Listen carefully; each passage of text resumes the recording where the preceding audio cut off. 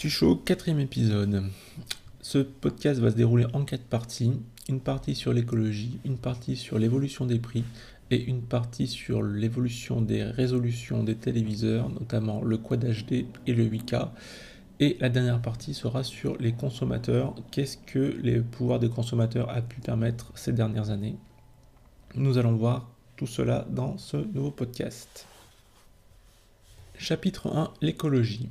Le Japon, toujours moralement impacté par la catastrophe de Fukushima, a dû prendre en marche le train de l'écologie, et peut-être encore plus que ses concurrents. Appliqué au monde du téléviseur, ça se traduit par deux grandes avancées. L'avancée sur la consommation électrique, comme on peut le voir entre ce modèle de 2011 et de 2012, on a une consommation électrique quasiment divisée par deux. Et sur l'ensemble de la gamme entre 2011 et 2012, nous avons une économie d'énergie qui peut au moins se compter en termes de 40% d'économie d'énergie. L'éco-attitude sur les téléviseurs concerne aussi la problématique de l'emballage. Entre l'ancien rétroéclairage et le nouveau à LED, nous avons pu diminuer la taille des téléviseurs, enfin l'épaisseur des téléviseurs, donc qui se traduit par là aussi sur une diminution de la taille des emballages des téléviseurs. Comme on peut le voir sur cette photo, un téléviseur de 2009 et un emballage de 2011 ont quasiment divisé par deux l'encombrement, et c'est toujours le cas actuellement. C'est la tendance. Vu que les téléviseurs sont de plus en plus fins, les emballages vont essayer de respecter aussi cette diminution drastique. On peut aussi souligner que les coques en plastique sont faites de matériaux recyclés, ce qui est un bon point. Ce qui donc réduit fortement l'impact de ces téléviseurs sur l'environnement. Chapitre 2, les prix. Comme on va pouvoir le voir sur ce graphique, on voit que le volume des ventes prévisionnelles sur les 3 prochaines années ne fait qu'augmenter. Les analystes de Display Search ont prédit une croissance de 11%, puis 9, puis 5% jusqu'à 2014. Dans le même temps, les responsables de Sony malheureusement envisagent une chute de leur chiffre d'affaires de 3 à 7% les prochaines années. Donc si on compare, grâce à la règle mathématique, volume en hausse, chiffre d'affaires en baisse, nous pouvons obtenir le prix moyen d'une télé vendue sur ces années-là, et on voit que le prix moyen de la télé va donc diminuer. L'ordre de diminution du prix va être environ de 11% sur les 3 prochaines années, et cela est à noter alors que les prochaines années vont voir apparaître des modèles de très très haut de gamme et très très onéreux, comme les prochaines télé OLED, les prochaines télé à 55 pouces, et aussi des modèles Quad HD, donc on en reparlera au chapitre prochain. Donc ces modèles haut de gamme ont des prix d'appel qu'on estime aux alentours de 8000 €, et donc malgré les prévisions de vente certes faibles de ces modèles très très haut de gamme, on voit que au niveau moyen, le prix d'une télé va baisser, et donc c'est plutôt pas mal pour nous consommateurs. Troisième chapitre, les résolutions du futur HD. Alors, depuis quelques années, on voit au CES au CES de Las Vegas et à l'IFA de Berlin des nouveaux prototypes de téléviseurs et de projecteurs qui supportent des résolutions beaucoup plus grandes que la HD actuelle. Ces résolutions sont nommées 4K ou Quad HD et 8K, qui correspondent encore au quadruple de la résolution précédente que je viens de citer, le 4K. Donc si on retrace un peu une infographie de toutes ces résolutions, donc au début nous avons la résolution de télé qui a été omniprésente pendant plusieurs décennies, donc la résolution SD PAL, donc 720 par 576 pixels. Puis depuis la révolution HD et la TNT, nous sommes passés à la Full HD, donc 1920 par 1080 pixels.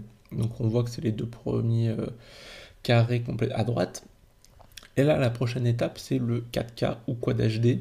Donc on voit que c'est 4 fois la résolution HD, donc ce qui propose des images vraiment avec un piqué magnifique. Et en plus, déjà des prototypes sont en train de circuler pour l'étape d'après, le 8K, donc 4 fois la résolution déjà Quad HD, soit 8 fois la résolution HD actuelle. Donc c'est vraiment des bons technologiques et des bons en résolution d'image impressionnants. Et on peut se poser plusieurs questions. La première, c'est est-ce que les possesseurs actuels de Blu-ray ne sont pas les perdants de l'histoire, car ils ont investi dans des Blu-ray discs qui supportent la résolution HD, enfin Full HD, et qui proposent déjà des contenus qui donnent entière satisfaction en termes d'image.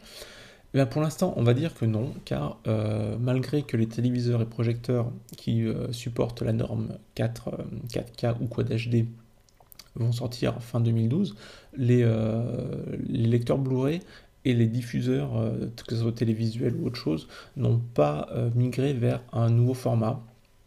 Notamment pas non plus de codec qui supporterait un Blu-ray HD ou un nouveau format de disque qui contiendrait plus de données.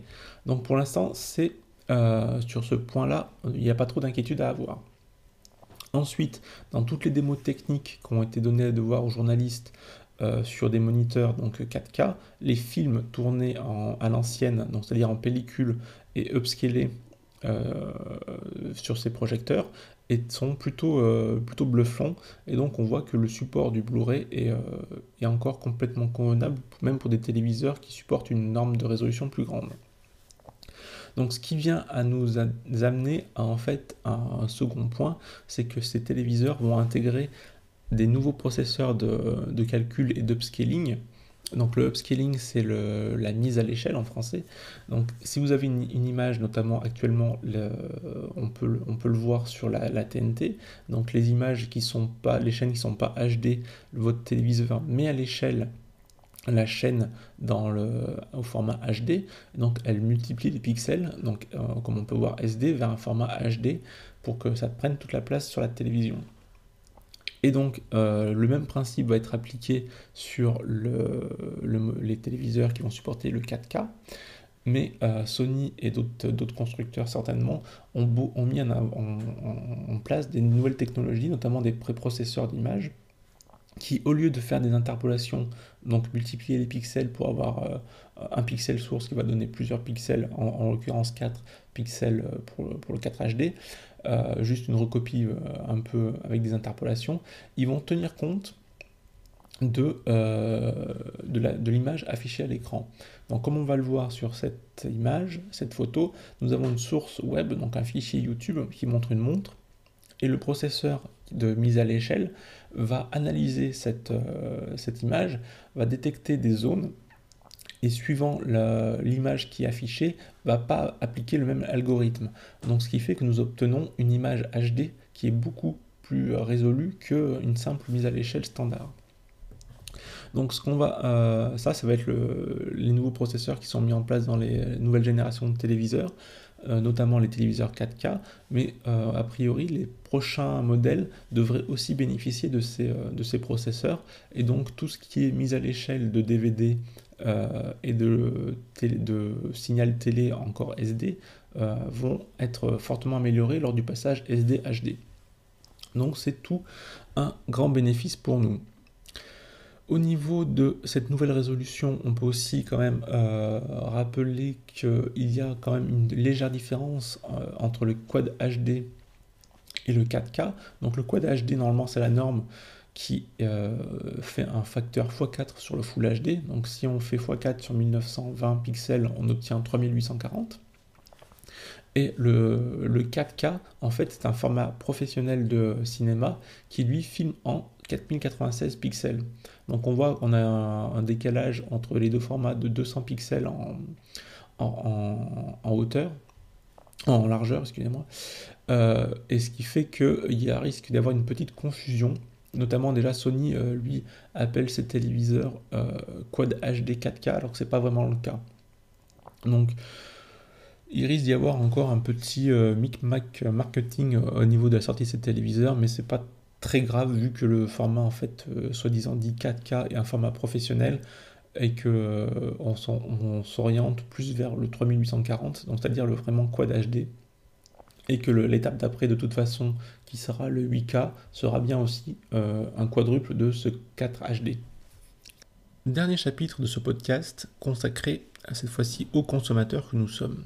On peut voir que les consommateurs ont un peu repris le pouvoir, et notamment à l'aide de ce sondage qui a été réalisé l'an dernier et il y a 3 ans, on voit les évolutions attendu par les consommateurs, enfin qu'est-ce que eux pensent qui doit être important dans une télé, et quand on met en corrélation cela et les avancées technologiques ou marketing des constructeurs, on voit qu'il y a un petit décalage. En effet, les premières places attendues par les enfin des qualités des télés attendues par les consommateurs sont l'image de la télé, enfin qualité d'image, le taille d'écran, le prix, la qualité du son. Et après, on peut voir que toutes les autres spécificités, que ce soit marque, économie d'énergie et surtout 3D, Internet TV, Internet browsing, etc., sont vraiment passés à la trappe et descendent au fur et à mesure dans le classement. Donc après cette petite rafale de baffe que se sont pris les constructeurs, Sony a décidé de remettre l'accent sur les fondamentaux, c'est-à-dire qualité d'image, donc ce qu'on a vu avec le update scaling et les formats 4K, et surtout ils ont un peu mis ouais, un peu mis en sourdine, j'allais dire, mais c'est pas ça. Ils ont un peu mis de côté tout ce qui allait être 3D et justement de nouvelles fonctionnalités liées à cette technologie 3D pour se concentrer uniquement sur la qualité d'image, les économies d'énergie, puisque c'est quand même toujours important ça, et surtout qualité du son. Notamment, ils ont sorti un nouveau matériau, on va dire, qui s'appelle qui est semblable à du liquide, et c'est un liquide métallique qui est magnétique. Donc, comme on va pouvoir le voir dans cette petite vidéo qui tourne en fond, si on approche un aimant de ce nouveau liquide, le liquide suit les propriétés magnétiques de l'aimant. Donc, ils vont mettre en place des enceintes à l'aide de ce nouveau matériau. Et notamment, ça va permettre de faire des enceintes beaucoup plus fines pour intégrer les designs ultra fins des télé LED. Donc aussi, toujours pour aller dans le sens des consommateurs, ils vont mettre en place des nouvelles télés à technologie OLED, qui est vraiment l'avenir de la LED, ce qui permet des contrastes bien plus élevés, des durées de vie plus élevées et surtout un piqué de couleurs impressionnant. En ce qui concerne la 3D, il n'y a plus au catalogue de Sony de nouveautés par rapport à ce qui existe déjà.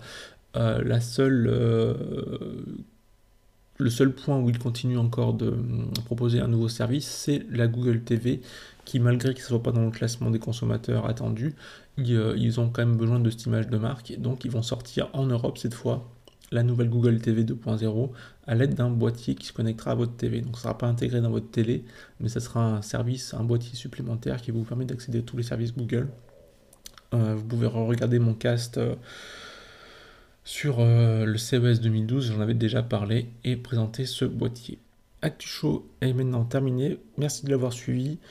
Vous pourrez retrouver les prochains Actu Show directement soit sur eLive, soit sur mon site ou YouTube, et bien sûr les télécharger au format MP3 pour l'avoir en nomade. Merci à vous de m'avoir suivi.